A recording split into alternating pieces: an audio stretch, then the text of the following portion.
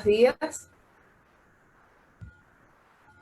Muy buenos días. La Universidad Central de Venezuela, a través del Instituto de Investigaciones de la Comunicación ININCO, la Dirección de Estudios de Posgrado y la Maestría en Gestión y Políticas Culturales de la Facultad de Humanidades y Educación, les dan la más cordial bienvenida a esta serie internacional que hemos llamado Respuestas no convencionales a la pandemia del COVID-19, a propósito de los 10 años de celebración de este programa de maestría. Cabe destacar que nosotros iniciamos este ciclo el 13 de julio y estaremos hasta el 14 de agosto y tiene como temática central el impacto del COVID-19 asociado a la gestión y a las políticas culturales. El dinamismo de estos nuevos tiempos y sobre todo la pandemia nos ha hecho pensar que debemos replantearnos los modelos de desarrollo tradicionales. También nos muestra que un verdadero espíritu de democracia cultural debe dar forma a los nuevos modelos que sean inclusivos y sostenibles. Hoy nos complace presentar a nuestro invitado del día de hoy, el maestro Luis Bonet, quien estará compartiendo con nosotros la conferencia llamada ¿Cómo hemos reaccionado y qué podría ser una gestión cultural después del COVID-19? Sugerimos también compartir en sus redes sociales los comentarios sobre esta actividad con la etiqueta Somos Gestión Cultural UCB, Cultura Postpandemia UCB. La moderadora del día de hoy es nuestra profesora Morela Alvarado Miquilena, doctora en Estudios Socioculturales, Centro de Investigación Culturales, Universidad Autónoma de Baja California, Mexicali, México, magíster en Multimedia Educativo por el Instituto de Ciencias de la Educación, Universidad de Barcelona, Cataluña, España, licenciada en Artes, mención Promoción Cultural por la Universidad Central de Venezuela, directora del Instituto de Investigaciones de la Comunicación ININCO, de la Facultad de Humanidades y Educación de la UCB. Disfruten todos de esta conferencia. Les agradecemos mantener, por favor, micrófonos y cámaras apagadas durante toda la jornada. Adelante, profesora Morela.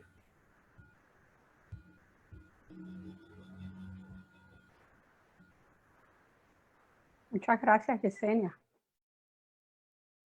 ¿Me escuchan?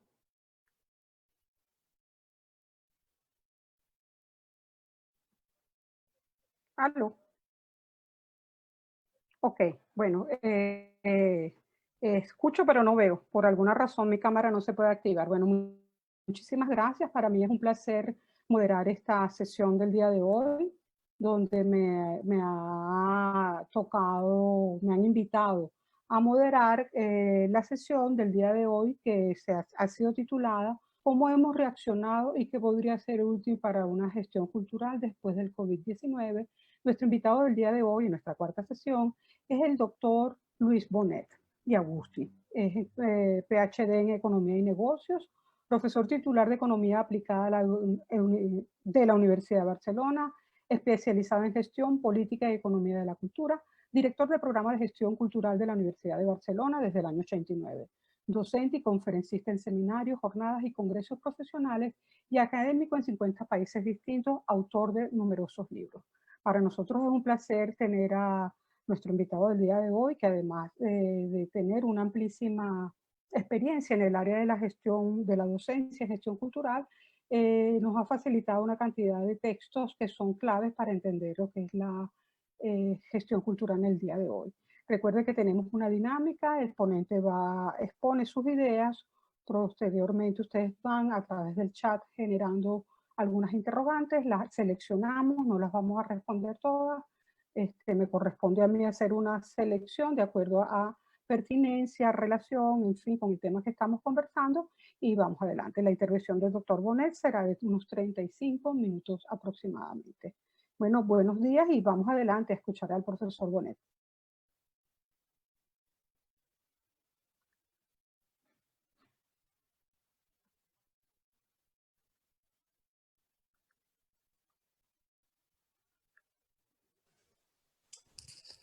Buenos días, espero que me oigan y que me vean, que la distancia física no sea un problema para ese acto, para ese ciclo de conferencias que tengo el gran placer, el honor de participar y que quisiera empezar felicitándoles porque llegar a los 10 años en un contexto difícil como es el venezolano es realmente un hito al que todos los que venimos siguiendo la trayectoria de la maestría y del Instituto de Investigaciones para la Comunicación de la Universidad Central de Venezuela, nos parece, digamos, un hito fantástico y un esfuerzo, digamos, colectivo, liderado por Carlos Enrique Guzmán, pero por un grupo enorme de profesores, de docentes, de investigadores, de alumnos que mantienen la fe, la confianza con ese programa.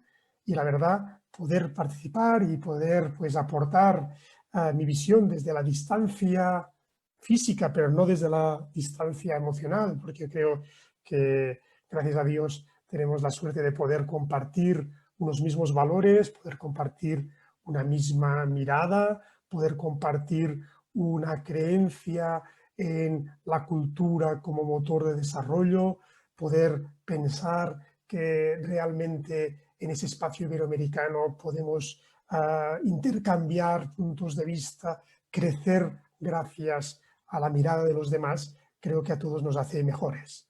Por lo tanto, repito, para mí es un gran honor, es un gran placer poder estar aquí, agradezco la invitación y además estar acompañado con nombres tan importantes. El otro día estuve ya escuchando la conferencia de Víctor Guédez, pero Ernesto Piedras de Visto, que estaba también hoy aquí. Hay mucha gente, amigos de México, de Colombia, de todas partes que acompañan ese proyecto y yo me sumo pues, con mucho placer a esa iniciativa.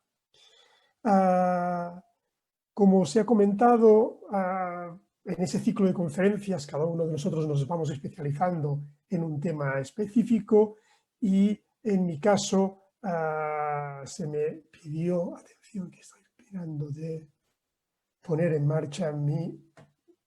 Exacto. Creo que todo el mundo está viendo ya la portada de mi presentación. Pues a mí se me pidió que hablara sobre cómo hemos reaccionado y qué puede ser una gestión cultural después de esa pandemia, ¿no? También hablar un poco de políticas culturales, porque pienso que es importante, más allá que cada país tiene sus particularidades, sus formas de hacer política cultural, pero yo creo que gestión y políticas culturales son dos conceptos que no podemos separar. Y fíjense ustedes que el título de la maestría es justamente Maestría en Gestión y Políticas Culturales. Por lo tanto, esa iniciativa que la Facultad de Humanidades y Educación de la Universidad Central de Venezuela pues, puso en marcha hace 10 años, pero que tenía detrás todo un trabajo previo. Es decir, no es que nazca hace 10 años, sino que realmente hoy estamos celebrando algo que tiene todo un contexto, todo un pasado que va mucho más allá. Estoy pensando en los organismos que desde Caracas pues, iluminaron la gestión cultural latinoamericana desde los inicios, no solamente en términos generales, en términos más específicos. Estoy pensando desde el CERLARC a otro tipo de iniciativas. Bien, vamos pues a presentar un poco qué es lo que voy a presentar. Vamos a ver durante esos 35 minutos aproximadamente cuál será el orden de los temas. Yo voy a iniciar hablando un poco de los efectos de esa crisis generada por la pandemia. Creo que es interesante para todos tener claro un poco cuáles son los efectos. Después plantearé algunas cuestiones clave que me parece en las que nos podríamos centrar.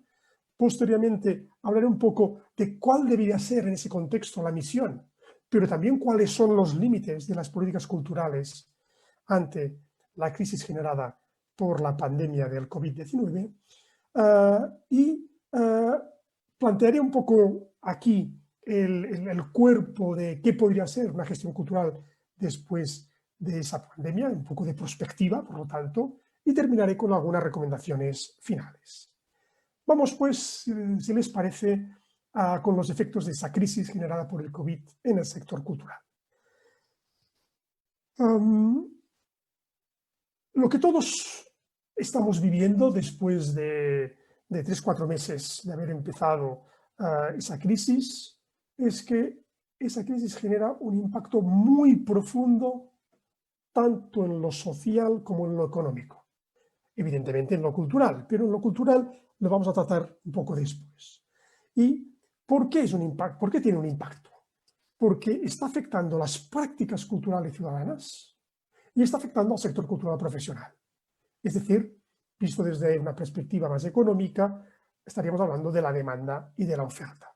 Pero no me interesa esa restricción a lo económico, porque cuando hablo de prácticas culturales no estoy hablando solamente de consumo cultural, sino estoy hablando de todo tipo de prácticas, desde las prácticas amateurs a las prácticas asociativas, a las prácticas convivenciales y, evidentemente, a las prácticas ligadas al consumo cultural.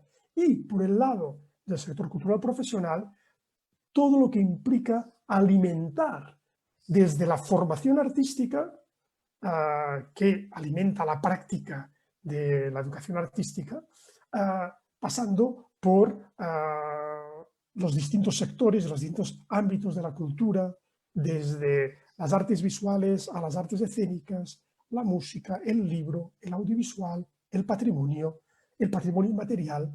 Es decir, tenemos una enorme variedad de ámbitos donde hay profesionales, artistas, técnicos, gestores culturales, técnicos expertos en el ámbito del libro, del audiovisual, del teatro, de la música, etcétera, etcétera. Es un ámbito enormemente grande, enormemente dispar, y eso hace que no es fácil analizar los efectos de la crisis, justamente porque estamos hablando de sectores muy diferentes. Pero esa crisis, de alguna forma, no es homogénea, no solamente porque los actores, los agentes culturales son heterogéneos, sino porque las fases en las que se encabalga esa crisis son unas fases un poco, digamos, complejas. Se encabalgan. Hay momentos de confinamiento, hay momentos de cierto retorno a eso que llaman eufemísticamente la nueva realidad. Hay momentos de rebrote, de vuelta para atrás. Nos habíamos empezado a abrir, pensábamos que ya podíamos tener vida normal y de repente no. Por lo tanto, eso genera efectos dispares por sectores. No toda la cultura lo sufrirá igual, ¿no? Y además, no lo afecta igual en función del territorio, no lo afecta igual en función de las comunidades. Y cuando hablo de comunidades, quiero decir, esa empieza siendo una crisis de gente rica que viaja, pero hoy en día, en ese momento, está afectando fundamentalmente a las comunidades con menos recursos económicos. Hay comunidades en determinados territorios que lo viven más fuerte, otros menos. Por lo tanto, es muy complejo de analizar como si fuera una realidad homogénea. Y eso hace que cualquier analista, yo mismo, estoy influenciado por el contexto que estoy viviendo, porque estamos viviéndolo al día. Yo escribí en el mes de abril, principios de mayo, en mi blog, distintos textos analizando el comportamiento de los profesionales, de las políticas, es decir, un poco hice una reflexión sobre ese tema. Y me paré en principios de mayo, no quise continuar porque me daba cuenta que estaban pasando muchas cosas y además yo estaba escribiendo desde mi realidad catalana, pero lo que estaba pasando en Venezuela o en México o en Chile o en Brasil o en Estados Unidos, digamos, no iba exactamente en el mismo tono. Por lo tanto pensé, déjame volver a escribir dentro de un par de meses cuando las cosas tengamos un poco más de perspectiva. Es difícil a veces reflexionar cuando estás viviendo, ¿no? Porque aquí tenemos una dificultad adicional. Es la primera crisis de ese tipo que es absolutamente global y nos faltan referentes. No tenemos referentes previos. Por lo tanto, las anteriores pandemias sanitarias habían empezado en un lugar, quizás sí que se iban trasladando, pero tardaban meses a llegar a otro lugar, había las famosas cuarentenas, no teníamos la información al día. Yo me levanto por la mañana, escucho las noticias, sé lo que está pasando en China, sé lo que está pasando en Estados Unidos, sé lo que está pasando en Perú, y evidentemente eso conforma mi percepción de la realidad. Y eso tiene un impacto cultural importante, porque uno piensa, si eso les está pasando eso, quizá dentro de una semana nos pasará a nosotros. Pronto, estamos en una situación compleja, nueva, nunca nadie se hubiese podido imaginar que llegaríamos a eso, y además ninguno de nosotros tiene la bola de cristal donde poder saber qué pasará dentro de 3 semanas, 3 meses, 3 años. Por lo tanto, dificultad, impacto social, impacto económico profundo. Si nos centramos un poquito más en los efectos, en las prácticas culturales ciudadanas, esas que van desde el amateurismo al consumo cultural, que van desde la formación artística al placer por el patrimonio, pues realmente nos damos cuenta que hay algunas cosas que sí que podemos afirmar. Primero, en los periodos de confinamiento duro, pero también en algunos casos cuando es leve, lo que vemos es un incremento enorme del acceso a la cultura digital. Pero ese acceso a la cultura digital depende del capital cultural previo. Es decir, muchos de nosotros en momentos de confinamiento hemos regresado a aquellas lecturas de clásicos que nos gustaban, que teníamos en nuestra biblioteca y quizá habíamos dejado olvidados allí y ahora con muchísimo placer, muchos años después de haber comprado el libro, regresamos a ese libro.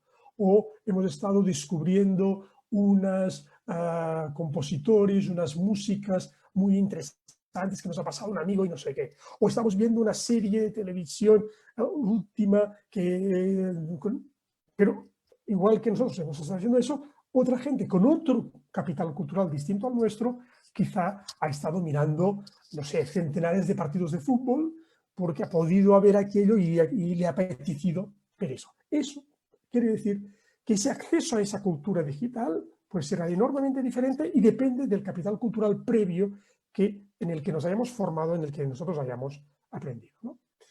Segunda cosa que ha pasado, intensificación de las relaciones culturales familiares. Estar recluidos en la familia nuclear, evidentemente, hace que padres e hijos se hablen de una forma no prevista, que los padres estén educando porque están supliendo a los maestros, y eso no es fácil porque compaginar esa vida familiar en la mayoría de nuestros casos, con teletrabajo, o en otros casos, con muchas familias de recursos muy escasos que han tenido de irse a buscar la vida fuera haciendo trabajos de alto riesgo, eso cambia radicalmente. O en el caso, por ejemplo, de los sanitarios, que algunos no pueden regresar a casa porque están cuidando enfermos muy graves. Entonces, eso está generando una pluralidad de vivencias. Pero en términos generales, mayor acceso a la cultura digital, intensificación de las relaciones culturales familiares, con todo lo que eso tiene de importancia cara al futuro, cara al hecho de ir generándose una cultura compartida, aquello que pasaba hace 100 o 150 años cuando la gente, digamos, alrededor del hogar, las 3 generaciones de una misma familia compartían pues referentes culturales y había un proceso educativo, pues de alguna forma eso se ha vuelto a dar en nuestras sociedades postindustriales. Al lado de eso, todos estamos sufriendo una caída de la capacidad económica de nuestras familias. Es decir, eso implica una caída del consumo cultural, bien por activa, bien por pasiva. Es decir, hay gente que quizá no tiene una enorme caída de sus ingresos, pero piensa que le puede venir y por lo tanto eso genera una reducción de su consumo cultural. Y eso evidentemente tiene un efecto sobre los productores culturales, sobre los creativos. Y luego hay otra cuestión importante, que es que donde ha habido posibilidad de apertura después de un periodo de confinamiento, donde se ha ido hacia eso que se llama la nueva normalidad, no todo el mundo regresa porque hay el miedo a participar en eventos multitudinarios o el miedo a entrar en un recinto cerrado, ¿no? Por ejemplo, nosotros en nuestra facultad estamos planificando el curso académico próximo y en el mes de septiembre estamos preveyendo, en principio, que las maestrías vamos a hacerlas presenciales. No sé si eso será posible o no, pero y en el caso de los grados, unos alumnos vendrán una semana, otros alumnos vendrán la otra semana, y tanto la gente cada 15 días podrá tener, digamos, una vivencia de grupo pero no sabemos si la gente querrá venir, si los que hemos puesto en un determinado grupo para que asistan y haya poca gente en el aula para que no se puedan infectar manteniendo las distancias físicas de seguridad. Quizá hay gente que se queda en el sofá de casa, pero tampoco sabemos en qué condiciones. Hay gente que dice, no, no, es que yo no puedo ver las clases en tiempo sincrónico porque en mi casa solamente hay un punto de conexión, un solo ordenador, o nos hemos de conectar con teléfono celular. Por lo tanto, es importante escuchar las distintas voces, las distintas realidades y los miedos, y eso nos hace que es difícil planificar. ¿Cómo planifico yo si soy un director de un festival, si soy el responsable de una sala de conciertos? ¿Qué implica en términos de riesgo planificar cosas, programar actividad para dar recursos a los artistas y a los técnicos, al conjunto de profesionales, si resulta que no sé si dentro de 2 semanas volveré a cerrar? Es decir, ese retorno a esta nueva normalidad, que quiere decir rebrotes y momentos de retorno para atrás, tiene efectos psicológicos y económicos que casi son más duros que el propio encierro inicial. Por lo tanto, tenemos un problema importante. Por tanto, efectos a corto y medio plazo gravísimos, pero no me preocupan los efectos a largo plazo. ¿Hasta qué punto eso, digamos, incidirá en las formas de relación con los eventos culturales? Y también me preocupa si habrá una ampliación de la brecha social debido a esas asimetrías que se ven de forma más descarnada, porque de alguna forma dependen de los procesos de acumulación de capital cultural y del acceso a los recursos. Es decir, si yo vivo en una casa pues que hay mucha gente, que hay problemas tecnológicos, que, etcétera, o depende de qué capital cultural tengo, ¿no? Entonces, eso completa y de alguna forma lo que estamos viendo es que hay una ampliación de la brecha socioeconómica debido a esas mayores asimetrías. Y eso es un tema que nos tiene de preocupar y como gestores culturales hemos de intentar dar respuesta a ese desafío enorme. Y luego hay todos los efectos en el sector cultural profesional, que hay muchísimos. Pero como decía antes, atención, porque no podemos pensar que es igual. No podemos decir, la cultura está sufriendo mucho. Bueno, hay sectores de la cultura que están ganando mucho dinero en ese momento. La cultura digital, los distribuidores de Internet, pues están ganando mucho dinero. Por lo tanto, no es verdad que todo el sector de la cultura. Es verdad que la mayoría del sector cultural lo está pasando mal, sobre todo lo pasan mal los artistas y los profesionales independientes, lo pasan mal los empleados del sector no lucrativo, porque la vida asociativa, digamos, se ha visto reducida a la mínima expresión y por lo tanto muchos de esos empleados en ese momento pues tienen o bien en los países que han podido desarrollar contratos especiales financiados por el sector público para poder mantener un 80% o un 70% de su salario, pero claro, no es lo mismo. Y pensemos en los emprendedores que habían iniciado hace poco tiempo un proyecto cultural en el que habían invertido todos sus recursos económicos y su energía, imaginación y voluntad, y que de repente toda la planificación se va al agua. O el empresario que tiene una empresa cultural y que de repente se encuentra que al despedir a sus mejores trabajadores, que no sabe cómo poder pagar los alquileres, que se encuentra en una situación que además no está claro si abre, se está arriesgando demasiado, etcétera, etcétera. Por lo tanto, una enorme diversidad de situaciones. Y lo que es más preocupante desde una perspectiva cultural, muchos proyectos vitales nacidos de la voluntad de un profesional, de un artista, de un emprendedor, van a desaparecer porque esta no es una crisis que dura 3 meses, esta es una crisis que durará con sus rebrotes, pues no sabemos, pero 1 año, 1 año y medio, no lo sabemos, hasta que la vacuna se haya generalizado. Y aunque el sector cultural es particularmente resiliente, porque es un sector en el que lo que motiva es la pasión por las expresiones culturales en el que uno ama y que uno quiere hacer y que uno quiere tirar adelante, eso tiene un límite, y el límite es que yo tengo de comer, yo tengo de poder desarrollar una vida digna. Y por lo tanto, veremos en los próximos meses la desaparición de proyectos vitales con todo lo que eso implica psicológicamente para los portadores de esos proyectos. Reinventarse es difícil. Los seres humanos no nos gusta mucho eso, nos gusta, digamos, el statu quo, el mantenernos. Por lo tanto, estamos en una situación complicada y como gestores culturales formamos parte. No podemos solamente decir, no, nos vamos a ayudar en el proceso, sino que somos parte implicada en el proceso con todo lo que eso implica. Es decir, cuesta ser objetivo cuando, digamos, tú eres parte de un proceso complejo en el que no ves muy claramente los horizontes. Y eso nos plantea algunas cuestiones claves que creo que deberíamos tener en cuenta cara al futuro. Por un lado, ¿qué efectos pueden tener las estrategias a medio plazo que hemos visto que algunos artistas, que algunas empresas culturales han puesto en marcha en esos meses de confinamiento para no perder la relevancia artística, para no perder la relevancia social? Es decir, yo pongo mis recursos, pongo mis canciones, pongo mis libros a acceso abierto para que la gente, o hago una nueva canción, hago un estreno, monto toda una campaña de marketing para que muchísima gente me pueda escuchar.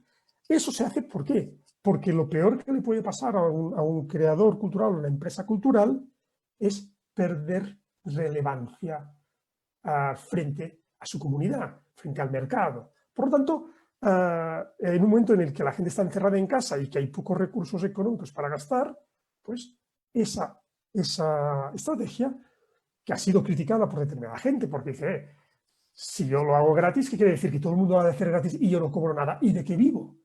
¿Estamos mal acostumbrando a la gente a que la cultura es gratis y que no tiene ningún valor? Justamente en el momento en que la gente empezaba a darse cuenta del valor de la cultura, que la gente se daba cuenta que realmente merecía la pena, que dedicaba tiempo, que la cultura le estaba acompañando en ese momento de recluimiento o de sufrimiento o de enfermedad.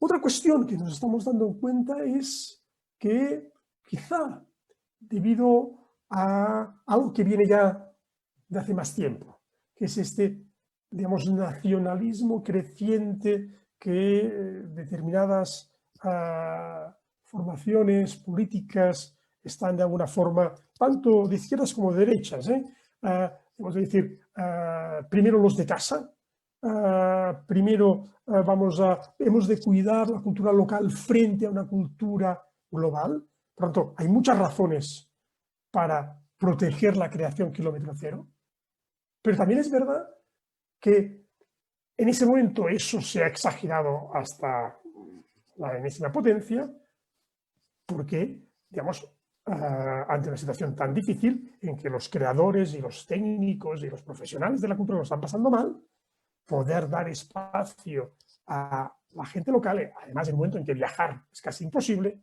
está claro que apostar por la creación kilómetro cero tiene todo el sentido del mundo. Pero la pregunta es, ¿los programadores continuarán apostando por creación kilómetro cero? O, mirado desde otra perspectiva, ¿qué papel tendrá el mercado y el circuito nacional frente al circuito y el mercado internacional una vez pasada la pandemia? ¿Habrá una relación distinta entre lo local y lo global? ¿Para lo bueno, para lo malo?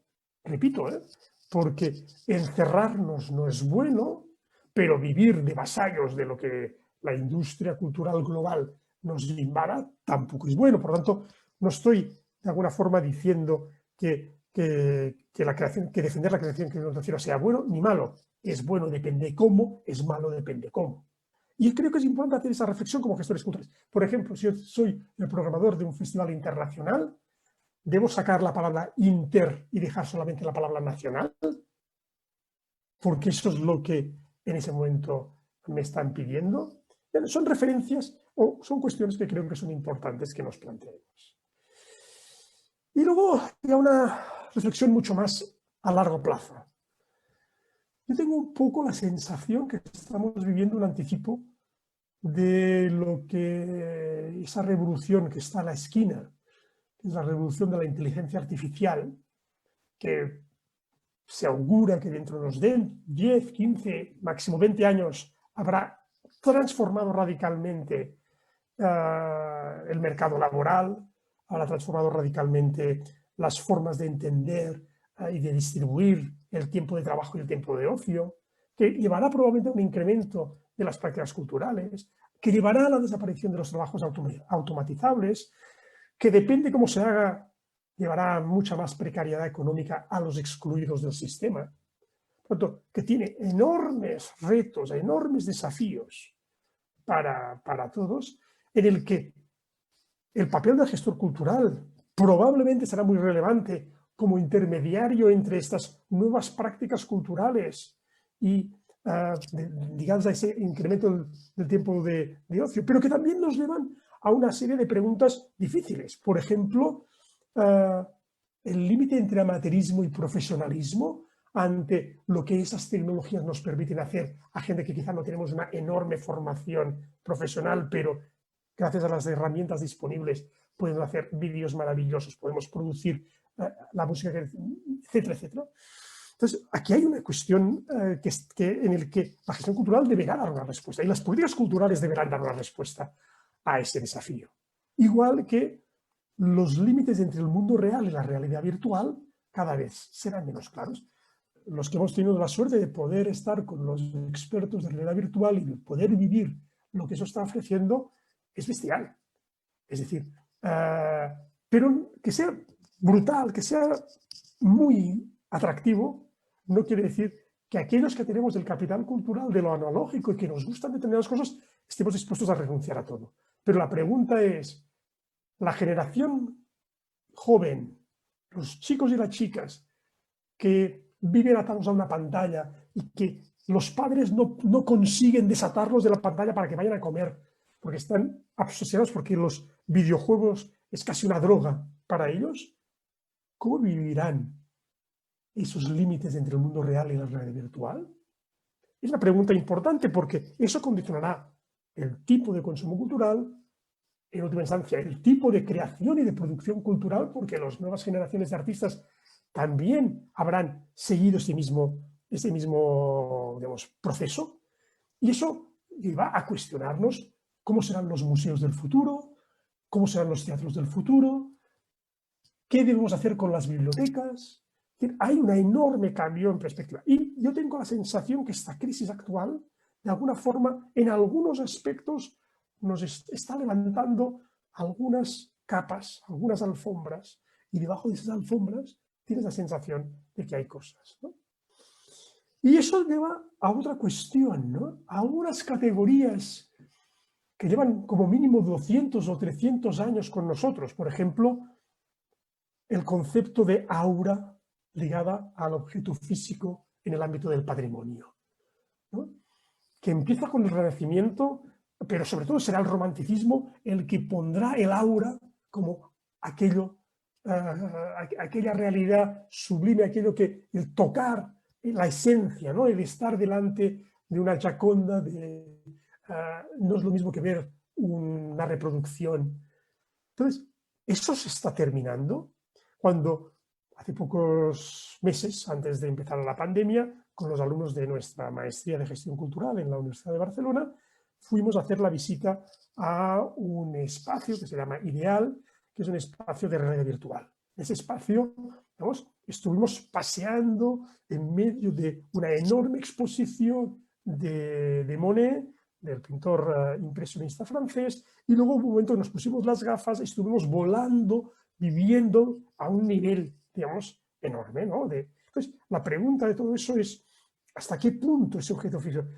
Y ligado a eso, ¿quién y qué define la calidad artística? Este ya es un tema que en ese momento está en crisis. Y está en crisis porque, digamos, la posmodernidad se cargó las realidades prefijadas. Y por lo tanto, no nos creemos más aquello que unos determinados expertos han decidido que era lo que tenía valor, ¿no?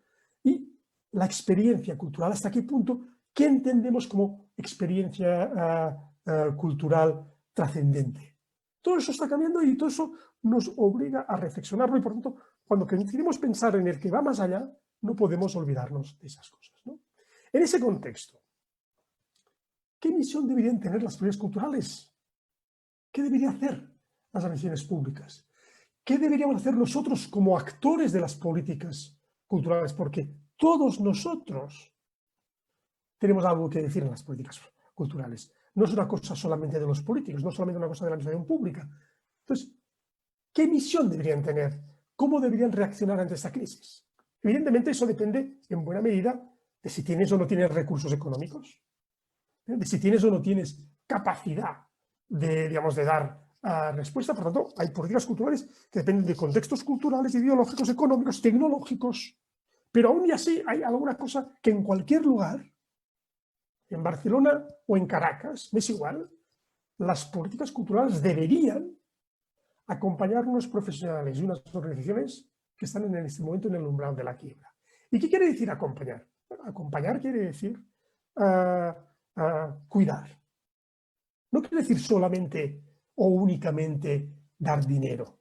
Si hay dinero disponible, muchísimo mejor. Pero cuidar quiere decir entender que hay una serie de profesionales que lo están pasando mal, que tienen un futuro incierto y que hemos de crear las condiciones para que esa quiebra, que no es solamente una quiebra económica, pues sea lo más suave posible. Y al mismo tiempo, salvaguardar aquellas experiencias más frágiles y al mismo tiempo más relevantes para el paisaje cultural post-crisis. Es decir, hay experiencias culturales que pueden desaparecer, hay tradiciones culturales que pueden desaparecer del mapa, como si se murieran todos los artesanos, todos los cultores de una determinada expresión cultural. ¿Nos podemos permitir que ese saber desaparezca? Entonces, y sobre todo, aquellos saberes que tienen capacidad multiplicadora, que tienen sinergias. Eso es fundamental. Y esa es una responsabilidad, repito, no de los políticos, sino de todos nosotros para exigir un tipo de política cultural diferente, ¿no? Hemos de apoyar, creo que se debe apoyar aquellos proyectos y aquellas instituciones con mayor capacidad multiplicadora, con mayor capacidad sinérgica para el conjunto del sistema cultural. Y por lo tanto eso pasa por no priorizar qué hay de lo mío, defender lo propio y que los otros se hundan, sino entender el sector cultural como sistema, como ecosistema que debemos cuidar y que en ese momento ese ecosistema, es como si estuviéramos hablando de un ecosistema natural. Si resulta que estamos ante una enorme sequía, ¿qué podemos hacer para que determinadas plantas no desaparezcan debido a la sequía? La sequía no la podemos evitar, pero podemos salvar semillas, podemos salvar algunas plantas, algunos productores, para que cuando vuelva a la normalidad, esa semilla vuelva a reproducirse. Y eso es fundamental, para eso es importante tener una mirada analítica. Es decir, hacer un diagnóstico colectivo sobre qué tiene valor en nuestro sector cultural y cómo y qué deberíamos. Evidentemente, fortalecer al mismo tiempo los procesos de resiliencia de ciudadanos, de entidades, de profesionales, evidentemente. Pero también algunas veces saber decir a gente que no hay cosas. Pero, ¿por qué la mayoría de políticas públicas no logran dar respuesta a eso? Bueno, hay muchas razones, más allá de la incompetencia de la mayoría de muchos de los políticos que, por desgracia, están en política como un modus vivendi y no como un servicio a la colectividad. Bien, yo creo que hay varias razones. Primero, la propia marginalidad de las políticas culturales en el seno de los gobiernos. Cuando uno ve, digamos, en muchos casos, a quienes nombran como ministro de Cultura o la necesidad del pobre ministro que ha de ir a rogar de rodillas ante el ministro de Economía o del Presupuesto, pedirle por favor un poquito de dinero para la cultura. Es decir, y siempre lo debe hacer apelando a las externalidades sociales, a las externalidades económicas. No, es que eso genera un gran impacto económico, dará empleo a mucha gente. Claro. Si la única razón para la cual nos escuchan es porque tenemos eso, mal, ¿no? Este es un poco uno de los problemas que es preocupante, ¿no? En ese momento. Por lo tanto, aquí hay toda esa cuestión. Hay también una mentalidad tecnocrática que piensa que hemos de tratar desde arriba, desde la mirada central, a todo el mundo por igual, y en general esto es un error, esa mirada que a veces pasa en muchos países, que se centraliza la decisión. No, la cultura requiere respuestas descentralizadas, porque si no, terminamos siendo ineficaces, justamente lo contrario de lo que dicen los tecnócratas, y además, en general, poco equitativos. ¿Podemos esperar transformaciones relevantes a medio plazo? Bien, no lo sé, eso depende mucho del contexto de cada lugar. En el caso venezolano es difícil, la verdad que ustedes llevan una enorme carga de resiliencia colectiva, pero es que tampoco en el resto del mundo estamos fantásticamente bien, ¿no? Y a veces uno se pregunta, sobre todo después de la experiencia de la crisis del 2008, ¿se dará realmente un cambio de prioridades o incluso un cambio de paradigmas? La verdad es que en la crisis del 2008 no pasó. Quizá esta es mucho más bestia que la del 2008. Quizá es así. No lo sé. Pero la verdad es que es una pregunta que me hago de la cual no tengo respuesta. Y veo que el tiempo ha ido pasando, con lo cual voy a las recomendaciones finales. Luego podemos regresar a hablar un poco más sobre los efectos sobre la gestión cultural. ¿Qué tipo de ayuda es más eficaz para lograr qué objetivos específicos? Fíjense que esta pregunta tiene dos qués. ¿Qué tipo de ayuda es más eficaz para lograr qué objetivos específicos? Es decir, hemos de empezar definiendo objetivos. Es decir, hemos de empezar por definir prioridades y por definir objetivos muy específicos. No podemos conseguirlo todo, hemos de priorizar. Eso quiere decir dejar que desaparezcan cosas.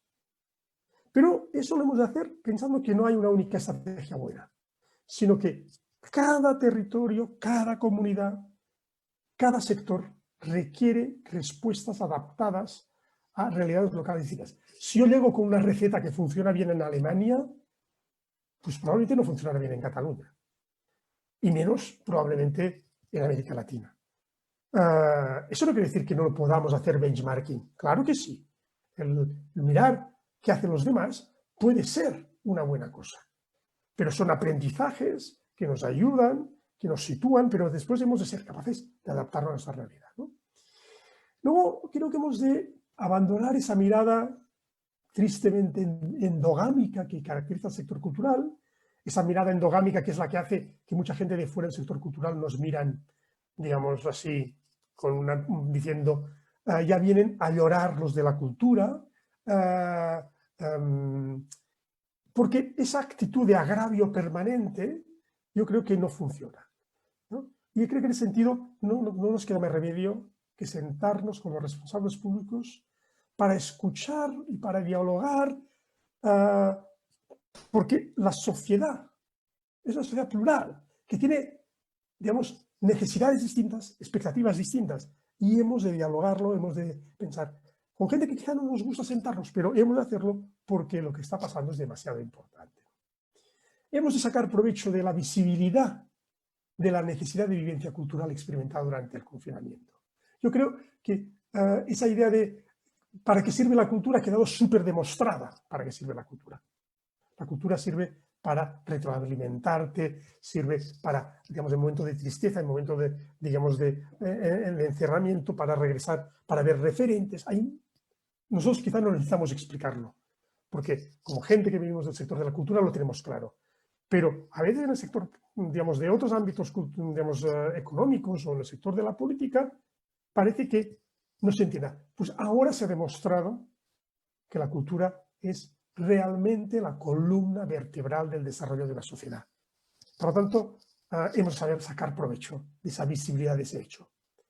Y finalmente hemos de encontrar sinergias con otras políticas públicas, con la política de salud, que en ese momento es fundamental, esa relación entre impacto cultural e impacto en salud, pero también con urbanismo hemos visto como los barrios más hacinados son los que están sufriendo más la pandemia. Es allí donde hemos de hacer mayor acción cultural, con el desarrollo económico como herramienta también de desarrollo. Es decir, sin perder que la cultura responde a sí misma, pero tampoco podemos olvidarnos del conjunto de externalidades positivas y negativas con otros sectores y sobre esa necesidad de tener una mirada lo más global posible.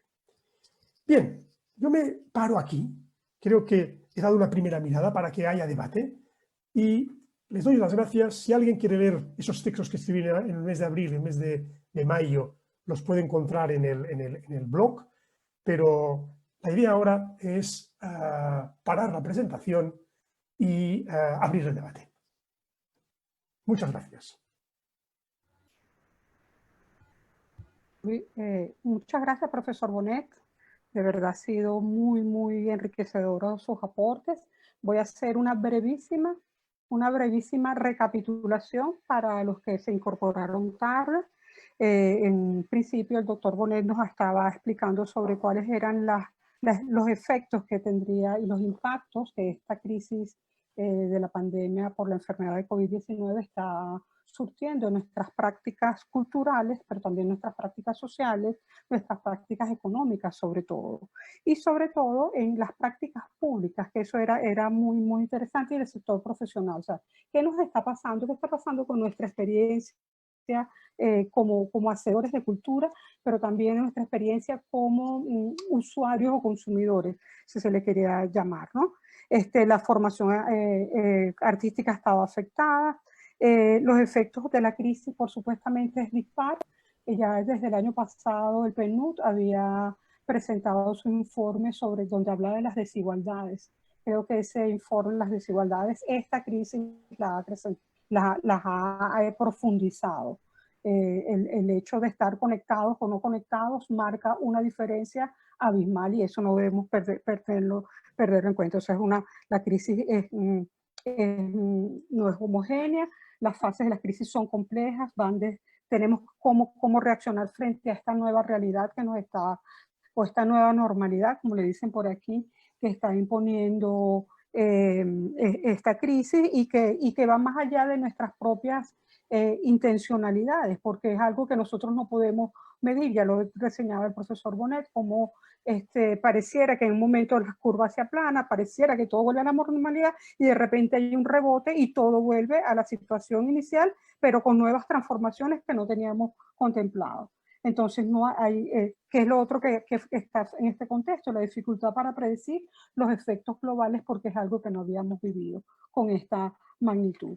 Por otra parte, nos hablaba la importancia de cómo esta crisis ha favorecido de alguna manera o ha estado vinculada también, las prácticas culturales que se generan en este momento han estado vinculadas también con el capital cultural antecedente. Es decir, quienes tenían un capital cultural determinado conectan con un tipo de prácticas vinculadas a ese tipo de capital cultural. O sea, hay el incremento del acceso a la cultura digital y a expresiones de ese tipo de cultura está determinado por el capital cultural de cada una de las personas que interactúan a través de las tecnologías. También hay una intensificación de las relaciones familiares, una pluralidad de las vivencias y la generación de una cultura compartida. Vemos asimismo que hay una caída de la capacidad económica que influye en el consumo cultural, es decir, ya no solamente el acceso a la compra, sino también el acceso. O sea, ya no solamente es que yo puedo comprar un ticket para ir al teatro, sino que hay quienes ni siquiera van a poder hacer eso. Entonces son elementos que hay que tomar en consideración. El miedo a juntarse, la nueva formalidad, eso nosotros desde la gestión cultural tendríamos que empezar a pensar qué pasa de eso. Hay que pensar también, y eso es vital, él lo mencionó en algún momento, en qué condiciones vive cada quien. Él ponía el énfasis, y eso me pareció muy, muy interesante, él ponía el énfasis de que no hay recetas, no podemos hablar de lo que se hace en Cataluña o lo que se hace en Alemania es replicable con todas sus formalidades en otros contextos. Cada contexto tiene sus particularidades y eso de verdad yo lo saludo profundamente porque hay una tendencia general a querer replicar y repetir experiencias sin tomar los contextos. Cada contexto es diferente. En el caso de América Latina, en el caso de Venezuela, hay muchísimas particularidades, sobre todo porque Venezuela, esa revolución 4.0, que ya el profesor Bonet nos decía que no, de alguna manera se adelantó, esta crisis nos ha adelantado, que pasa a países como Venezuela, y estoy segura que muchísimos otros en otros contextos, ni siquiera tienen la posibilidad de abrir la puerta de la revolución 4.4. El hecho de no tener luz, el hecho de no tener acceso a la telefonía, el acceso a internet, ya nos excluye fuera de esa revolución 4.0. Entonces nos decía el profesor Bonet que hay una cantidad de efectos a corto y largo plazo que hay que empezar a corto, a mediano y a largo plazo que hay que comenzar a valorar. Y ahí entonces donde la gestión tiene que empezar a repensarse. Nos decía también, y eso también resulta muy alentador, dejar de victimizar a la cultura, porque efectivamente cuando cada vez que nosotros vamos suplicando y tratando de demostrar que efectivamente servimos para algo, nos ponemos en una situación bastante que nos desvaloriza. Entonces tratar, cambiar la mirada, cambiar el paradigma, repensar las nuevas realidades y ponernos frente a unos nuevos retos. ¿Cuáles son esos retos? Reconocer que hay un cambio de paradigma, reconocer que no hay, que no hay recetas puntuales, reconocer que la política cultural pública tiene responsabilidades. Y ahí yo creo que deberíamos empezar también a poner el énfasis porque, bueno, parte del seminario es sobre la línea argumentar del seminario es las políticas culturales públicas. Entonces, ¿qué tiene que hacer la política pública frente a esto? El profesor Bonet también nos hablaba de las posibilidades o las ventajas que esta crisis ha dado y es como la cultura se ha empezado a articular con otros sectores o campos, específicamente el campo de la salud, que ha sido uno de los más el que tiene protagonismo en este momento. ¿Qué más? Bueno, no quiero seguir insistiendo un poco, sino más vámonos a las preguntas para ir dinamizando esta segunda parte que siempre es la más divertida. Yo tendría una primera pregunta, profesor. Estamos frente entonces a un nuevo paradigma, a un nuevo contexto, a un nuevo modelo, todo pareciera ser nuevo. Todo pareciera ser nuevo. ¿Cómo queda la formación en la gestión cultural en este nuevo momento que es nuevo? O sea, ¿cómo debe ser el nuevo perfil? ¿En qué se debe formar y para qué se debe formar un gestor cultural en esta nueva normalidad? Bien, esta es la pregunta que nos estamos haciendo nosotros cada día, ¿no? Porque tenemos la responsabilidad, digamos, de hacer la mejor educación posible. Debo decir que sorprendentemente yo no lo esperaba. Yo pensaba que este mes de septiembre, cuando empezáramos el nuevo curso académico, pues tendríamos pocos alumnos porque la situación económica, la desesperación, un sector cultural que mucha gente no ve claro el futuro, pensaba que tendríamos pocos alumnos. Y sorprendentemente, hoy estaba mirando, digamos, en nuestra maestría hemos tenido 79 personas que han aplicado para un cupo de 30. No son los números de años que habíamos tenido muchos más, pero no son números malos. Por tanto, la primera cuestión es que vemos que hay un interés, hay una necesidad, la gente se está planteando que formarse es importante. Y eso también lo vemos en otros ámbitos. Por ejemplo, en el ámbito de la formación artística, estamos viendo cosas interesantes. La gente se ha dado cuenta hasta qué punto el arte le llenaba la vida en momentos difíciles. Por lo tanto, primera sorpresa, eso yo no me lo esperaba y está pasando, ¿no? Ahora, nosotros ¿qué hacemos, no? ¿Cómo formamos y para qué formamos, ¿no?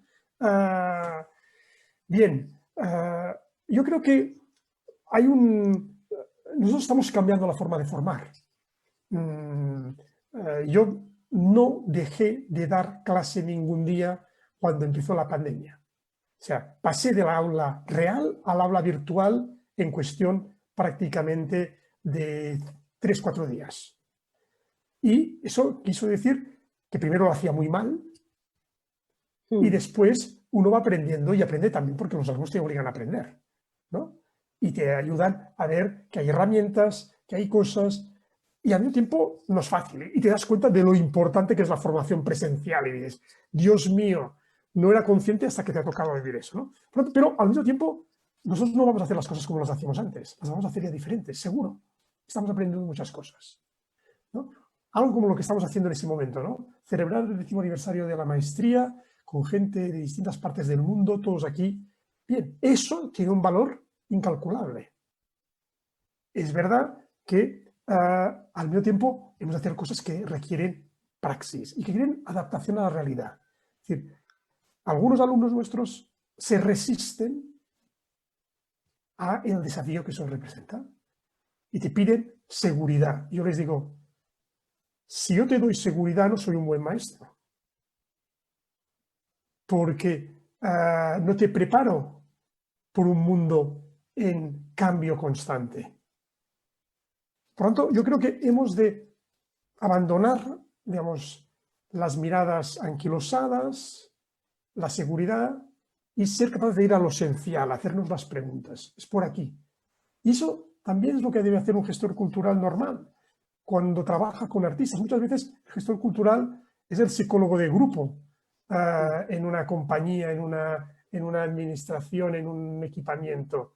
Hay un trabajo, hay una de las personas que estaba haciendo preguntas en el chat, decía si los estudios de felicidad nos podrían ayudar. La psicología es una herramienta fundamental, la psicología social en ese momento, para intentar trabajar, animar, generar equipo, dialogar con audiencias, etc. Y Cisi Montilla, en otro de sus preguntas en el chat, o de sus comentarios en el chat, decía,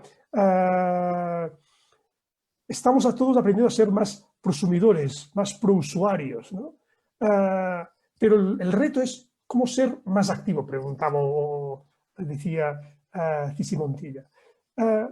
Mira, nosotros estamos en varios proyectos en ese momento de investigación o mixtos, de eso que se llama investigación y acción. Por ejemplo, tenemos un proyecto financiado por el Programa Europa Creativa de la Unión Europea que se llama Be Spectative, Be ser espectador activo, Be Spectative, y allí estamos trabajando justamente estrategias de ciudadanos especialmente proactivos, que a veces son unas minorías, pero esas minorías tienen una capacidad multiplicadora muy interesante. Bueno, yo creo que aquí hay muchas cosas a aprender, ver lo que funciona y lo que no funciona. ¿Cuándo funciona lo digital? Por ejemplo, intentamos hacer unas cosas en digital y no nos funcionaban, porque faltaba el calor humano de tocarse. Entonces lo hicimos teniendo un grupo físicamente en un lugar, otro grupo físicamente en otro lugar, interconectados, pero no individualmente cada uno desde su casa. Entonces estamos aprendiendo cosas de este tipo.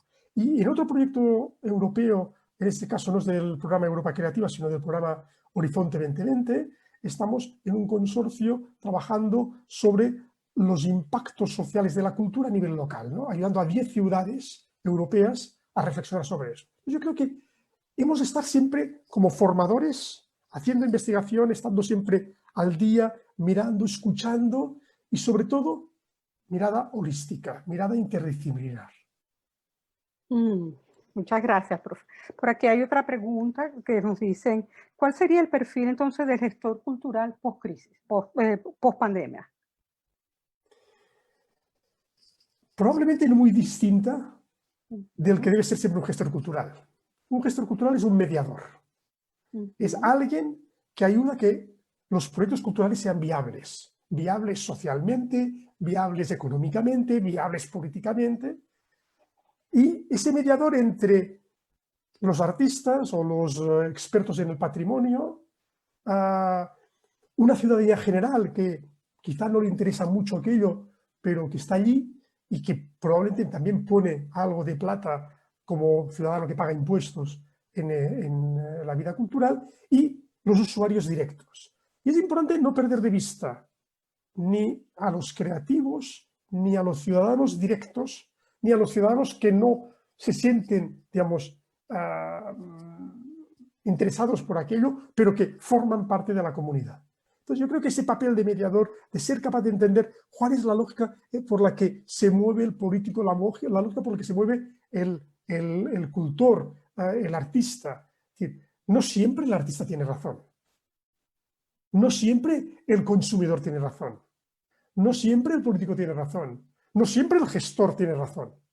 Lo importante justamente es ser capaz de encontrar el prisma, esa mirada y mirar siempre a largo plazo. Es decir, con enorme capacidad de adaptación. Viendo un poco qué está pasando, haciendo benchmarking constantemente para aprender, para saber adaptar. Eso no cambia. Ok, muchas gracias, profesor. Aquí sí hay varios comentarios, no sé, hay unos son comentarios, otros son preguntas, el profe ha leído algunos. Vamos a ver, por aquí hay uno de Melín. Sobre el punto referido sobre quién valida o legitima aquellas prácticas o objetos que evolucionarán hacia equivalentes virtuales, ¿cómo se preserva el derecho de acceso a la cultura en este contexto? A ver, el derecho de acceso a la cultura no es a una cultura predeterminada. A mí no me interesa en absoluto el fútbol, pero yo entiendo que hay una cultura futbolística. Mi papel como gestor cultural o como persona que puede influir en las políticas culturales es ayudar a esa persona que solamente le interesa el fútbol para ayudarle a abrir el abanico de intereses, para demostrarle que quizá hay esa música y que esa música que quizá conoce de un anuncio, pero quizá no sé qué, abrir. Ese es nuestro papel. Entonces, el derecho de acceso a la cultura es el derecho de acceso a esa diversidad de expresiones culturales. Hemos de proteger esa diversidad de expresiones para que más gente, digamos, ya que estamos hablando de virus, para inocular el virus a la población hacia esa diversidad de expresiones culturales. Entonces, un gestor cultural debe ser un inoculador de ese tipo de virus. Entonces, yo creo que, ahora, desde la prepotencia de decir, esa es la cultura buena y aquella es la cultura mala, no. Simplemente decir, a mí esa cultura, esas expresiones culturales a mí me emocionan. A mí esa expresión cultural, que además yo soy capaz de leer en esa obra de teatro, una cosa que se nota que el dramaturgo leyó Shakespeare y en el fondo están las tragedias griegas, en el fondo. Entonces, cuando uno empieza a descubrir esa cantidad de capas, se le abre un mundo. Pero yo lo que no puedo es decirle a alguien, siéntese usted 4 horas delante de una ópera de Wagner, ¿no? O de Verdi. No, Wagner es más duro, ¿eh? A mí me encanta. Pero Wagner es más duro de entrada, ¿no? Siéntese delante de una ópera de Wagner. No, ¿cómo? Pero ponle a alguien el principio, digamos, hay una serie de arias que probablemente esa gente ya las conoce porque las ha escuchado en un anuncio de publicidad. Y no saben que es de Verdi, no saben que es de Mozart, no saben que es de Bach. Bien, entonces, ¿cómo les ayudamos a que descubran eso sin ser prepotentes? Y al mismo tiempo, es evidente que hay cosas que tienen valor per se. Pero ese valor per se, en el fondo, lo importante es cómo lo transmitimos. Es decir, si yo no soy capaz de transmitir a mis hijos o a mis estudiantes o a mis colegas o a mis conciudadanos porque a mí me apasiona A, B o C, pues nosotros hemos de ser, digamos, transmisores de emociones. Hemos de ser capaces de crearlas, como gestores culturales, de crear las condiciones para que la transmisión de la pasión se dé. Y se dé en la mejor forma posible y adaptada a la realidad, a los valores, a las circunstancias de estos ciudadanos nuestros, que quizá si le pongo todo empaquetado de una forma o le mezclo con algo que le interesa, ese elemento puede ser. Y no preocuparse si no llego al 100% de la población. Si yo soy capaz, gracias a mi proyecto, de hacer feliz a 4 personas, me doy por pagado. Muy bien. Eso nos pone entonces frente al gestor cultural, frente a una especie de gestor de emociones, gestor de sentimientos, y eso Eso habría que tomarlo muy en consideración. Y usted comentaba que había alguien que hablaba de trabajar desde la felicidad, y yo creo que sí. O sea, si nosotros no contemplamos la emocionalidad en nuestra acción, es posible que no tengamos esa riqueza de interacciones que estamos generando. Y creo que me parece bien interesante que usted traiga a colación eso, porque eso nos pone en otra mirada, en otro paradigma. O sea, nuestro papel no es convencer de la alta cultura al otro. Nuestro papel es, en todo caso, mediar para que el otro tenga la mayor suma de felicidad posible, como ya lo rezaba en algún momento la UNESCO, ¿no? Yo tenía otra pregunta, aquí hay otras preguntas, vamos a ver, María Rodríguez, yo no sé cómo están los tiempos, me dirán los coordinadores, ¿no? Aquí dice, así, el problema permanente de la creación artística y acción cultural siempre estarán, pero ¿cómo vivir del talento en un mundo que se presenta cada vez con más amenazas que oportunidades, considerando la inequidad, desigualdades sociales, subsidios gubernamentales, bajo ingreso económico de la población en general y reducción de espacios culturales, etcétera? Eso nos dice María Rodríguez. Yo nunca pierdo la esperanza. Yo creo que la realidad es dura, sí, pero la esperanza uno no debe perder, uno debe tener claro determinados objetivos. Antes decía, si yo soy capaz de transmitir a 4 personas de mi alrededor por qué a mí me emociona aquello, o por qué han de ir a ver esa obra, que esos artistas son capaces de emocionar a cualquiera, ¿no? Eso es lo que yo debo intentar. Entonces, sí, las circunstancias no son fáciles, pero si regresamos al agravio, qué desastre la cultura, qué políticos más malos nos tocan, que no sé qué. No, yo prefiero dedicar mis energías a hacer, no a llorar. Entonces, a ver, saber diagnosticar es fundamental para saber dónde dedico mis energías. Pero eso no quiere decir quedarme solamente en el lamento, fruto de ese diagnóstico triste. Yo puedo ser muy pesimista en el diagnóstico y muy proactivo en la estrategia. Claro. Y sobre todo, que es bien importante, esa estrategia siempre va a venir de la mano de otro. Que eso creo que es fundamental en la gestión. No solamente es un catalizador de acciones, de emociones, de sentimientos, de pasiones, sino que es una persona que traza puentes para trabajar con el otro. Trabajar en la gestión, hacer gestión solo, hacer gestión desde mis principios, hacer gestión desde lo que yo creo que no es posible. Y ahí eso me viene, para ese ejemplo, tomo lo que usted decía del fútbol. Como alguien que es un apasionado de la cultura del fútbol, yo puedo emocionarlo para que vea pasión en otro tipo de expresiones. A lo mejor siguen siendo deportivas, por ejemplo el béisbol, no lo sé, pero ese es el rol que nos toca. El rol que nos toca es mediar, no,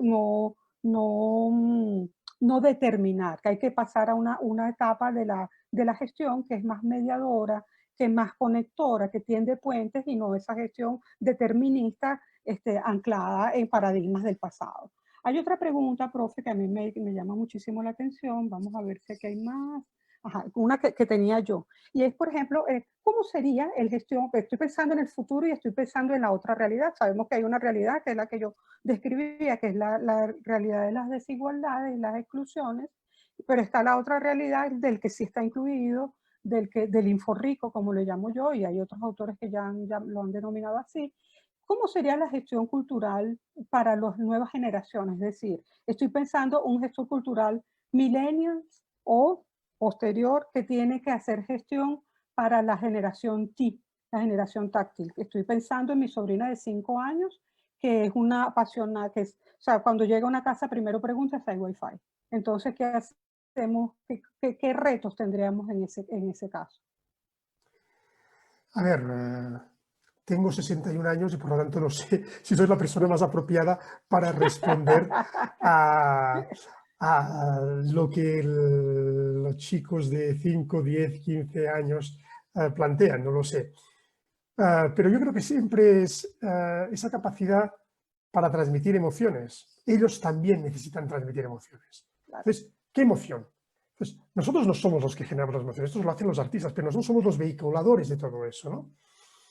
Entonces, yo creo que si yo regreso a la acción cultural inmediata en ese momento. Es evidente que en ese momento de crisis profunda, lo primero que ha de hacer un gestor cultural es conectar de nuevo con sus públicos fieles. Porque esa gente les está pidiendo ese retorno. Entonces, pero eso no te puede dejar de olvidar que has de tener una mirada al mismo tiempo a corto plazo y a largo plazo. Las dos en paralelo. En el corto, para la supervivencia del proyecto. Y en el largo, también para la supervivencia a largo plazo del proyecto. Es decir, si yo digo, no, es que en ese momento no merece la pena que me dedique a pensar en las demandas de futuro, porque yo tengo que dedicar toda mi energía en que mi proyecto sobreviva, que ese proyecto vital sobreviva. Y por lo tanto, toda mi energía la debo de concentrar en el público fiel. Eso es correcto a 2020. Pero yo como gestor debo estar pensando en el 21, en el 22, en el 23, en el 25. Y me tengo de estar preparando por eso. Y en ese momento no puedo pensar con el público fiel. Tengo de pensar con esa diversidad de públicos y con esas nuevas expectativas que se están generando. Y tengo de encontrar sinergias. La mejor forma de hacerlo es a través de alianzas.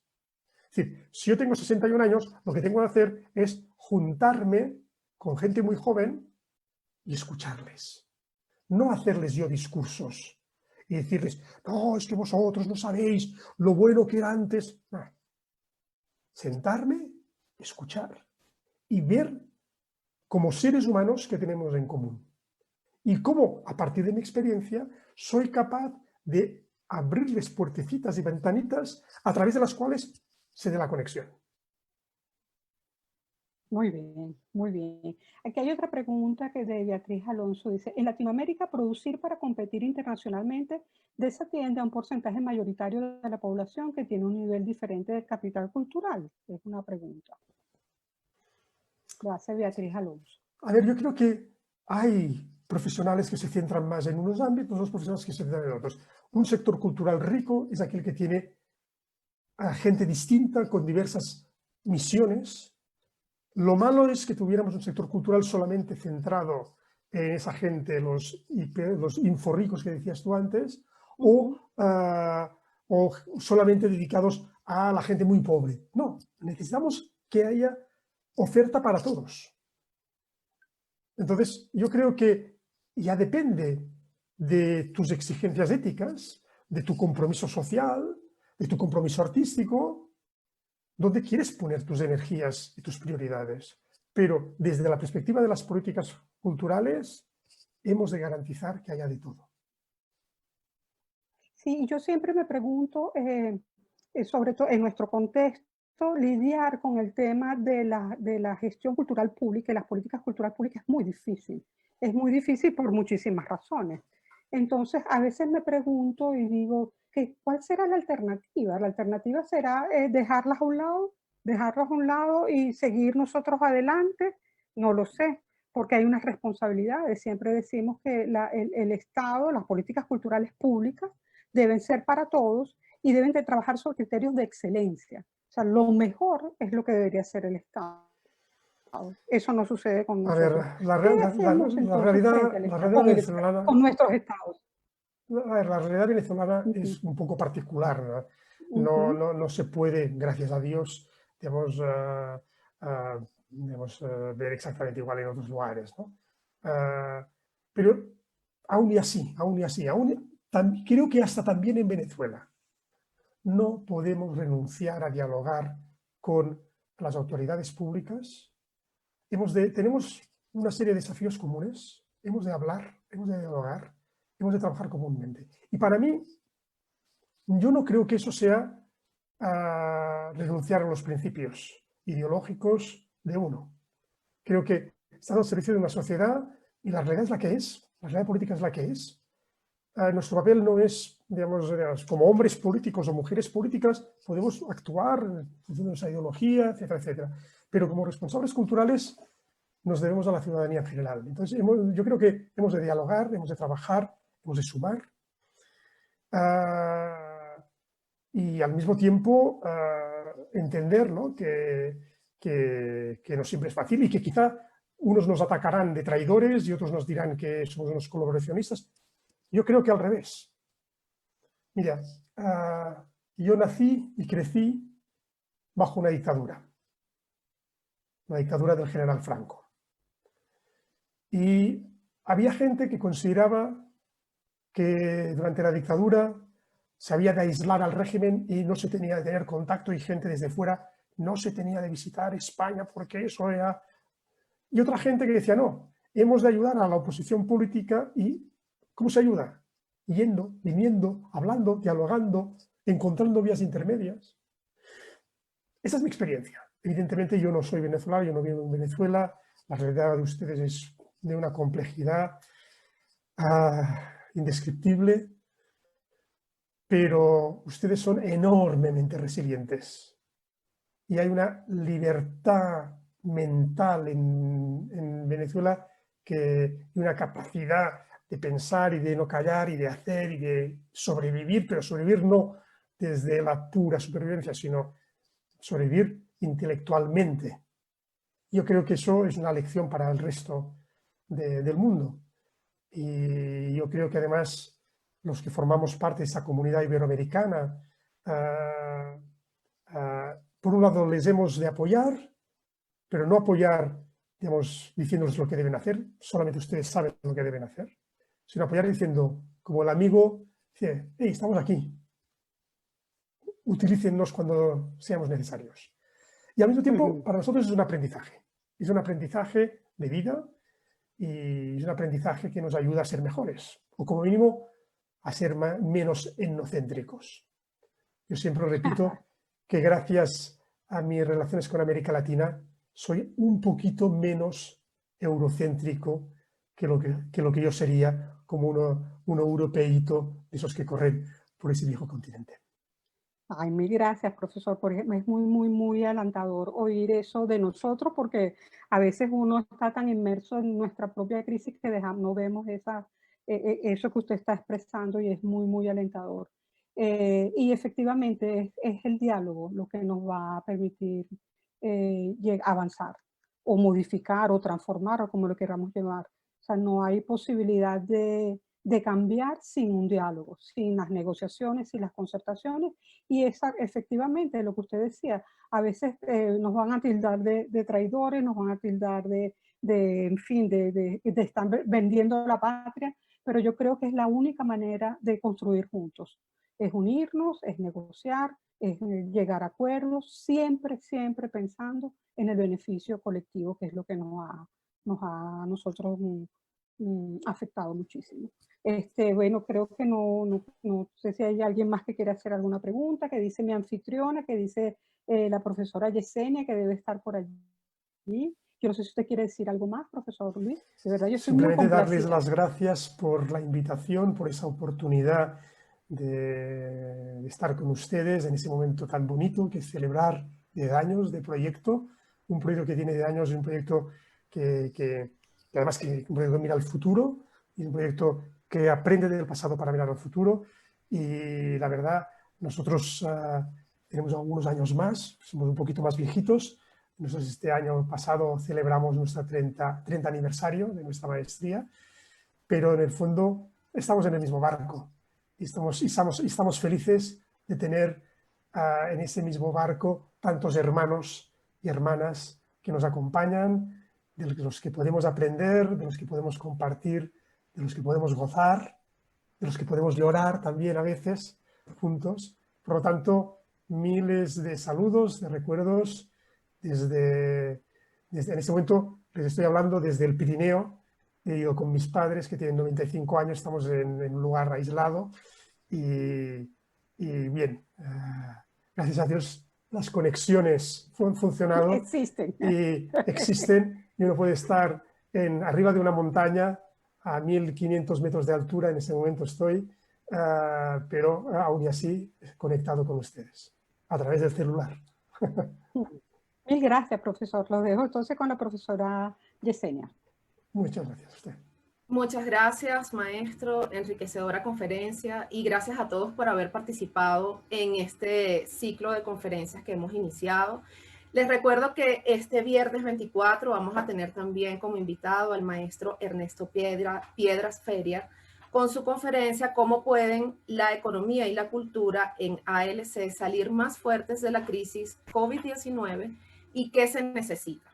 Les agradecemos a todos por haber participado, al maestro Bonet, a la maestra Morela y a todos los de la maestría que estamos aquí trabajando por crear este circuito de conferencias y nutrirnos en un momento tan difícil en la distancia.